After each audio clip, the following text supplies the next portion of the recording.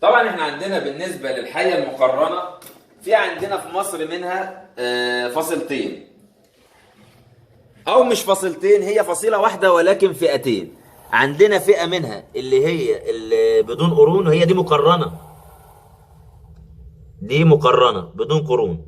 وعندنا منها اللي هي المقرنة اللي هي المشهورة اللي ليها قرنين. طبعا احنا هنطلعهم ونشوفهم.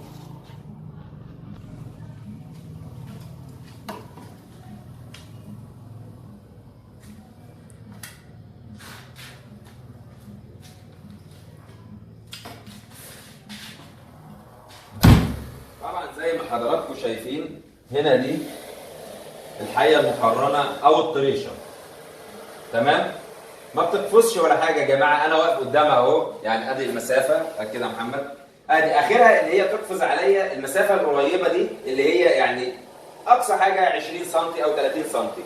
تمام، او زي ما حضراتكم شايفين ده اقصى حاجه هي بتقفزها، لكن لا بتطير ولا ان هي مثلا تجيب واحد من على جمل او الكلام اللي احنا بنسمعه ده كله. تمام.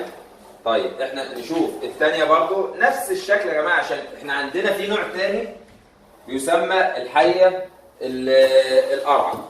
طبعا القرعة تختلف عن المقرنة بدون قرون. دي مقرنة بدون قرون. الاثنين دول نفس الفصيلة ونفس الاسم العلمي سراستس سراستس. ده عكس الثانية. احنا عندنا الحية القرعة الثانية اللي هي سراستس الفيبرة، دي عكس دي. تمام، زي ما حضراتكم شايفين يا جماعة اهي، لا هي بتطير ولا هي بتقفز من مسافات بعيدة ولا أي حاجة من الكلام ده. أهو نوريها لحضراتكم عن قرب برضو. أهو زي ما حضراتكم شايفين هنا أقصى حاجة تعملها إن هي تهاجم وهي مكانها فقط لا.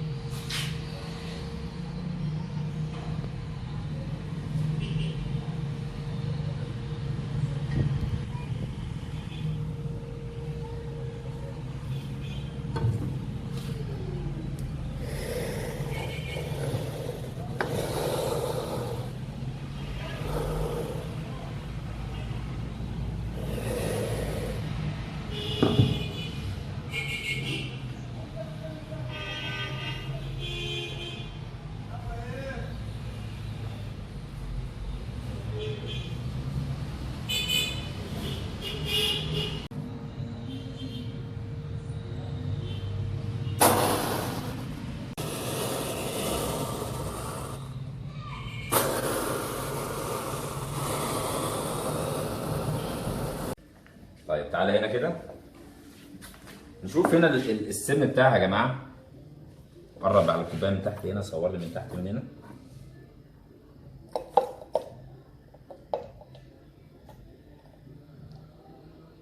شايفين كمية السم هنا اللي بتنزلها؟ شايفين السم بتاعها؟ واضحة يا محمد؟ واضحة.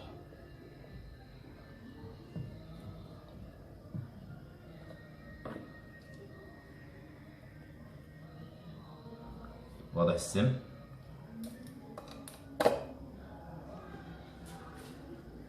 بص تاني. زي ما حضراتكم شايفين طبعا الأنياب اهي.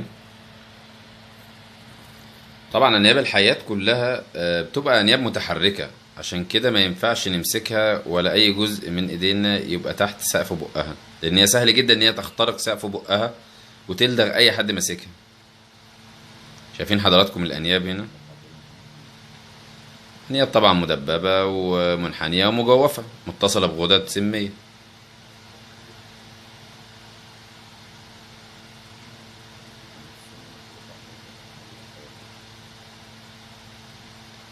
ده هنا جسم الحية المقرنة أو الطريشة زي ما بنطلق عليها. المسكة دي طبعا يا جماعة، طبعا زي ما قلت لحضراتكم الحيات كلها ما تنفعش تتمسك غير كده. ما ينفعش يبقى في أي جزء من إيدي تحت سقف بقها.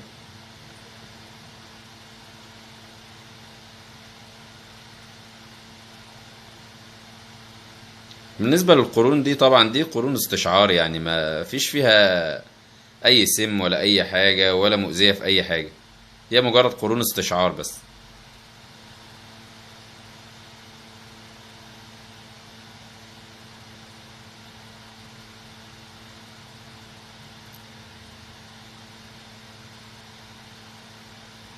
ربنا يعزنا واياكم منها جميعا يا رب.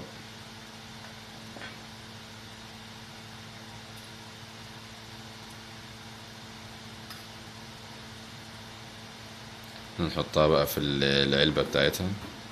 طبعا دي علبة مؤقتة لان انا بعد التصوير بعمل عملية نظافة للحوض وكده، فبنقلهم في علب تانية او كده، نعمل عملية نظافة للأحواض.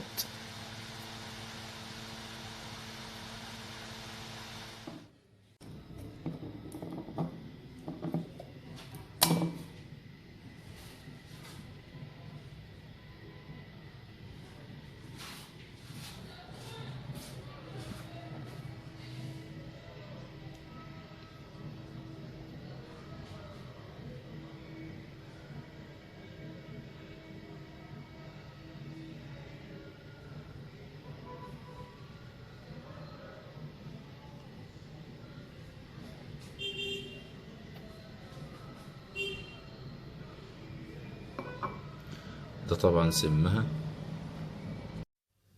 ده هنا بداية الطعام بالنسبة للحيات. هنا طبعا تم اللدغ تقريبا، القارد ما أخدش أقل، يعني تقريبا أقل من دقيقة كان ميت.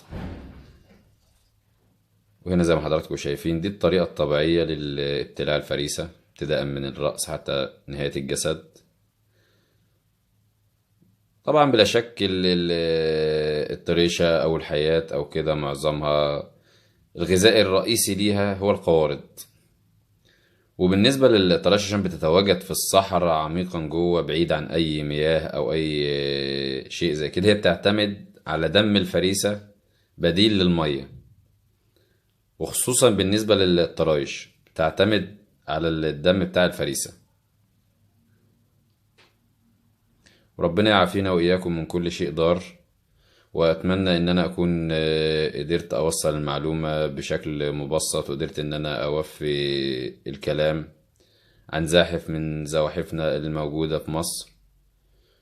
وطبعا الطريشة مش موجودة في مصر بس، ده موجودة في أكتر من دولة، وعلى رأسهم طبعا الوطن العربي بالكامل. ونتمنى دعواتكم، وأتمنى إن شاء الله إن احنا نكون وفينا. والسلام عليكم ورحمة الله وبركاته.